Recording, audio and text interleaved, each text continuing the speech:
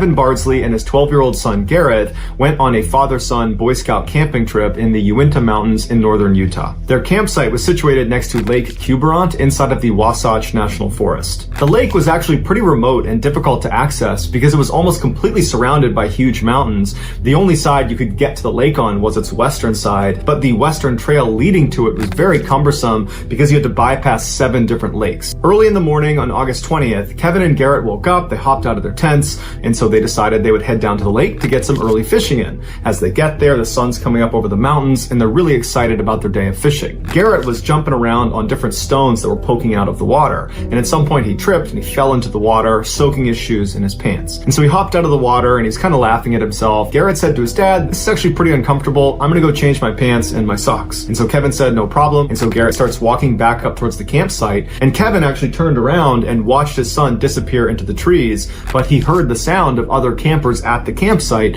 and so knew his son wouldn't be alone. For the next couple of minutes, Kevin kept fishing, but periodically would look over his shoulder, expecting to see Garrett come out of the woods again, but he didn't. Kevin was a little bit concerned, so he picked up his fishing gear and began walking back up the trail towards the camp. When he got there, he saw other Boy Scouts and their fathers, and he's scanning around the campsite, and he doesn't see Garrett. And so Kevin asked one of the fathers, "Hey, have you seen Garrett? He was supposed to be up here a minute ago." And the father said, "No, I haven't seen him." And so horrified, Kevin drops all of his gear and starts running back towards the lake, screaming for his son, and the other campers instinctively know what's going on, and so they chase after him, yelling for Garrett. Almost immediately, the sheriff's department was notified, and they launched this huge search that included the FBI, and so hundreds of people have descended into the area around the lake, and they're looking for Garrett. They can't find him, but later that afternoon, searchers were about a half mile away from where Garrett was last seen, and they found a single Nike sock that appeared to have been removed from a wet foot, wedged into one of the boulders in this huge boulder field. Garrett's mother would confirm that was Garrett's sock, and so the search effort was shifted to this big boulder field,